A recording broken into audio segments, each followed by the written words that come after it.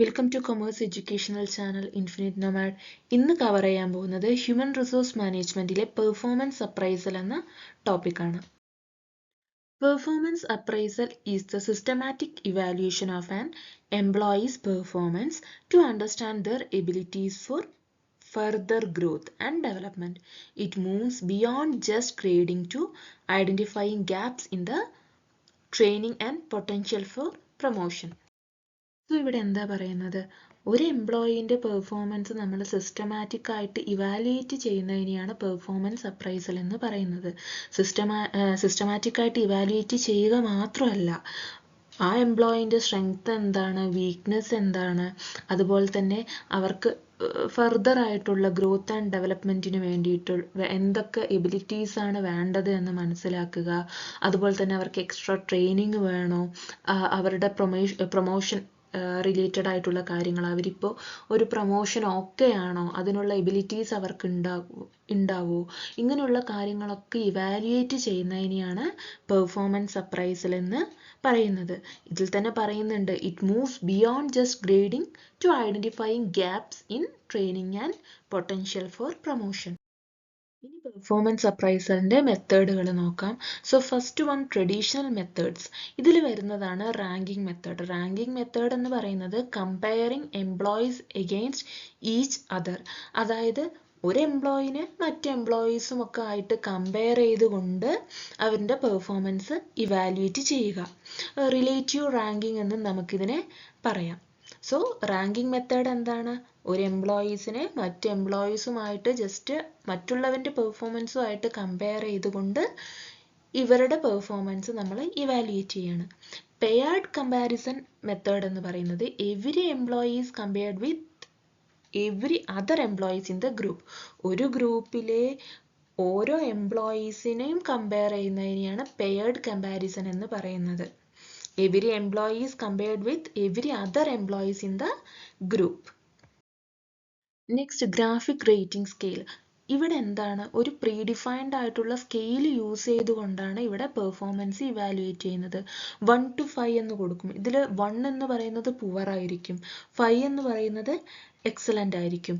So ഇവിടെ ഓരോ trains, അതായത് ഇപ്പോൾ ഡിപ്പെൻഡബിലിറ്റി, ഇനീഷ്യേറ്റീവ്സ്, ഇതല്ലാതെ ഇപ്പോൾ നമ്മൾ പറയുന്നത് വെച്ചാൽ quality of work, punctuality, team work, communication skill, ഇങ്ങനെ എന്തോ ആവാട്ടോ.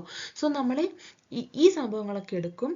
എന്നിട്ട് ഈ ഓരോന്നും നമ്മൾ പ്രീഡിഫൈൻ ചെയ്ത 1 to 5 സ്കെയിൽ ഉണ്ടല്ലോ, അതായത് 1 എന്ന് പറയുന്നത് പുവറാണ്, 2 എന്ന് പറയുന്നത് കുറച്ച് ബെറ്റർ ആണ്, 3 എന്ന് പറയുന്നത് ഗുഡ്, 4 എന്ന് പറയുന്നത് വെരി ഗുഡ്, 5 എന്ന് പറയുന്നത് എക്സലൻറ്റ്, ഇങ്ങനെ നമ്മൾ ജസ്റ്റ് ഒരു സ്കെയിൽ കൊടുത്തിട്ടുണ്ടാവും.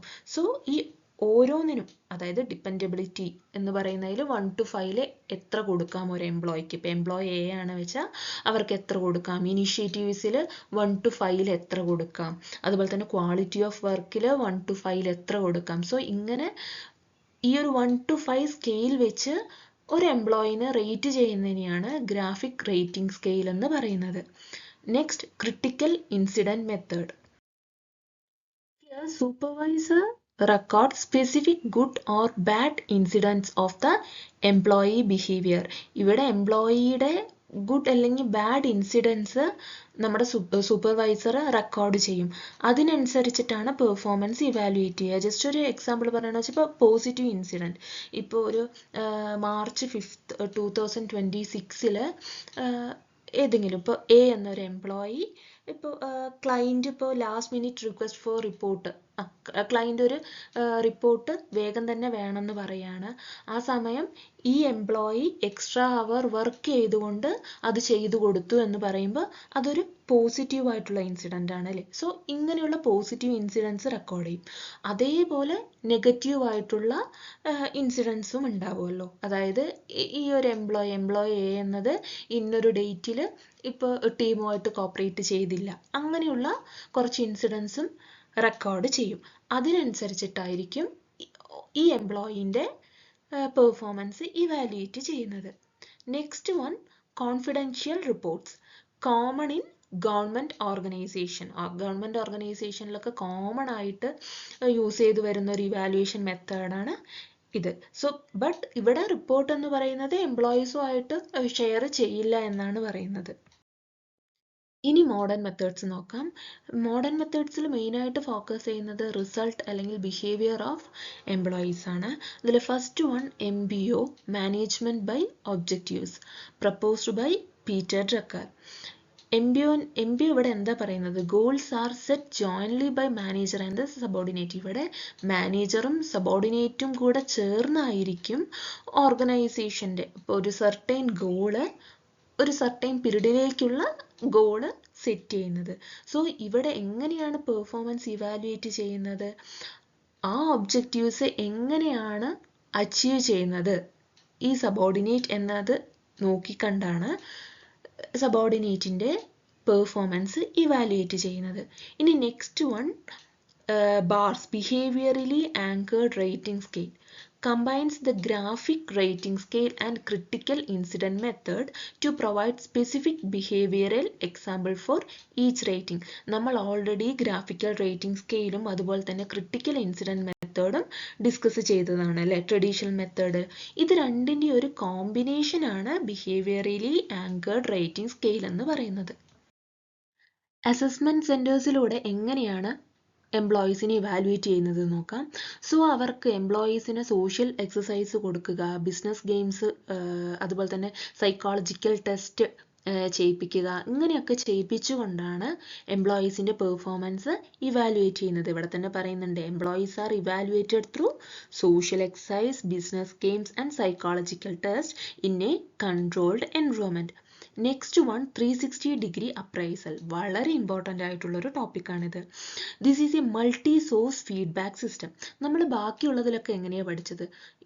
സുപ്പീരിയർ സബോർഡിനേറ്റിനെ ഇവാലുവേറ്റ് ചെയ്യുന്നു അല്ലേ, സർട്ടൈൻ ക്രൈറ്റീരിയ വെച്ചിട്ട്. പക്ഷെ 360-degree അപ്രൈസൽ എന്ന് പറയുമ്പോൾ ജസ്റ്റ് സുപ്പീരിയർ മാത്രമല്ല ഇവിടെ എംപ്ലോയിനെ ഇവാലുവേറ്റ് ചെയ്യുന്നത്. ഇവിടെ തന്നെ പറയുന്നുണ്ട്, നോക്കോളൂ, evaluate the subordinate 360-degree appraisal gather data from all circle of the employees professional life.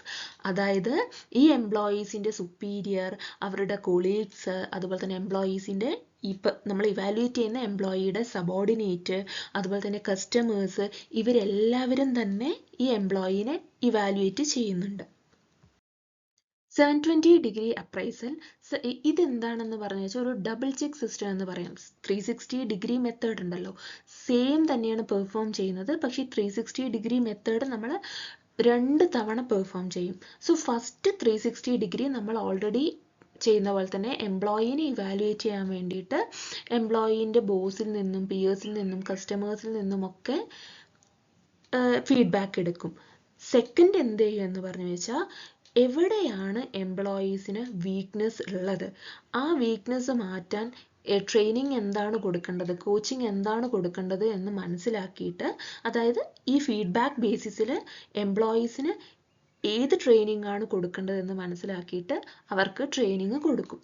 Then second 360-degree ഇതൊരു പ്രോഗ്രസ് റിപ്പോർട്ടാണ്. കുറച്ച് മാസങ്ങൾക്ക് ശേഷം ഓൾറെഡി ട്രെയിനിങ് കൊടുത്തല്ലോ, ആ ട്രെയിനിങ് എത്രമാത്രം എംപ്ലോയിനെ ഇംപ്രൂവ് ആക്കിയിട്ടുണ്ട്, അല്ലെങ്കിൽ ആ ട്രെയിനിങ് എംപ്ലോയിക്ക് വർക്ക് ചെയ്തോ എന്ന് നമ്മളിവിടെ വിലയിരുത്തുന്നതിനെയാണ് 720-degree അപ്രൈസൽ എന്ന് പറയുന്നത്.